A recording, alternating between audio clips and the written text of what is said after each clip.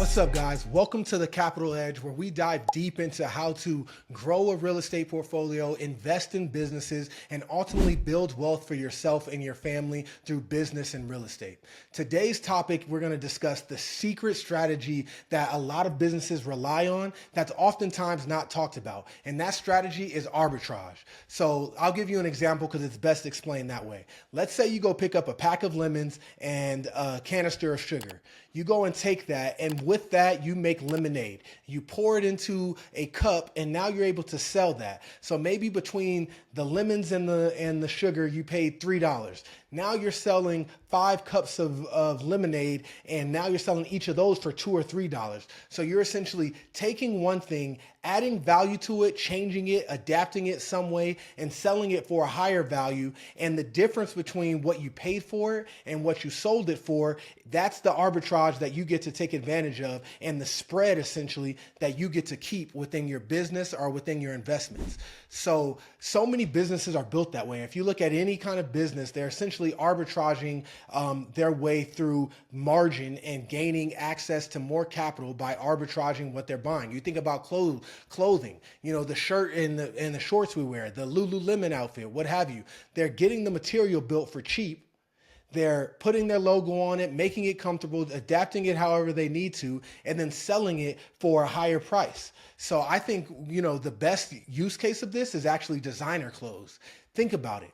You have Louis Vuitton, you have Chanel, you have all these brands that many of our wives and girlfriends are wearing, and they're essentially getting made for dollars or, maybe $10, $15, $20, and they're able to upcharge by, hundreds of more dollars than that. A purse could be $10,000 and it might have only taken a couple $100s to make. So that arbitrage that they're able to capitalize on is at a peak, and they perfected that in luxury wear when it comes to clothing and things like that. So what I realized, and as I started to learn about arbitrage, I'm essentially arbitraging capital and money.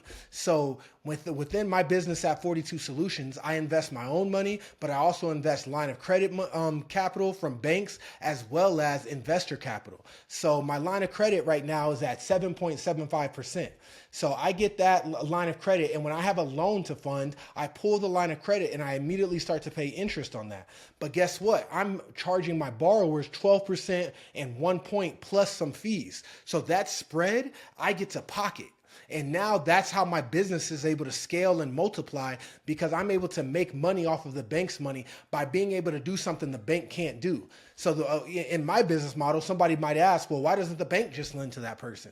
Well, when you're lending to fix and flippers and developers, oftentimes banks don't do that type of lending. Or even if they do, those type of investors don't want to go there because the process is way more strenuous. It takes too long. So they come to someone like me. So I can build the banking relationship, get access to that capital, and do things that the bank otherwise could not do. And now, because I'm able to do that, I'm making the spread. So when you're looking at businesses, I don't care if it's real estate, I don't care if it's service-based businesses, to some degree, people are arbitraging something.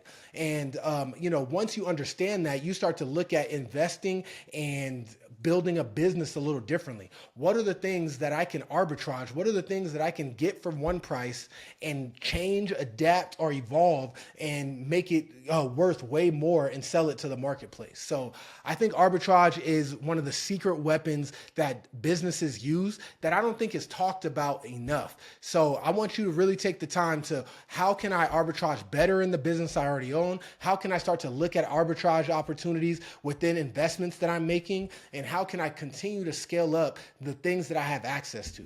So that's what it's all about. I hope this really added value for you, and it helped kind of trigger something in you to where you can start to think about business and investing a little different, because this is one of the secret weapons that many people do not talk about. See you guys next time.